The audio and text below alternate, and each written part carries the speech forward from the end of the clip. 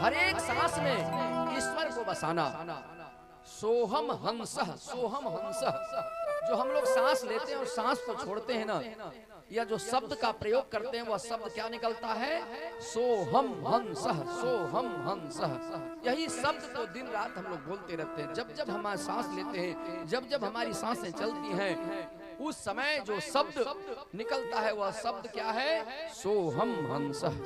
भगवान कहते प्राण वायु रूपी ईश्वर के निकल जाने पर काल से आहत शरीर निराधार वृक्ष के समान पड़ा रहता है। जैसे ये शरीर से लोग प्रेम करते हैं, लोग कहते हैं हमसे बहुत प्रेम करते हैं। कौन? हमारे बच्चे बहुत प्रेम करते हैं, हमारी पत्नी हमसे बहुत प्रेम करती है, ये घर परिवार वाले सगे संबंधी हमसे बहुत प्रेम करते हैं। लेकिन कब तक ये शरीर से प्रेम नहीं है।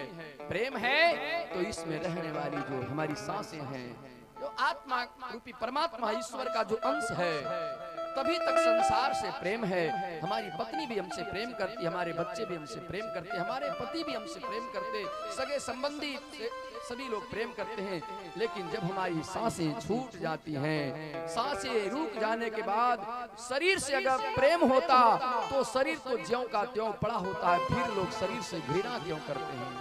भगवान कहते हैं कि मानो एक वृक्ष के समान, जैसे वृक्ष को काट दिया जाता है और जमीन पर गिरने के बाद वह वृक्ष का कोई अस्तित्व नहीं, उसी तरह शरीर तब तक स्वस्थ है, तब तक यह गुण है, जितने भी तरह के गुण हैं वो तभी तक है जब तक हमारी सांसें हैं। सांस निकल जाने के बाद शरीर का कोई अस्तित्व नहीं रहता। शरीर से लोग प्रेम नहीं करते, इसमें आत्मा रूपी परमात्मा जो वास करते हैं इसी से प्रेम करते हैं। और शरीर छूटने के बाद फिर शरीर आत्मा निकल जाने के बाद शरीर तो ज्यों का त्यों रखा रह जाता है।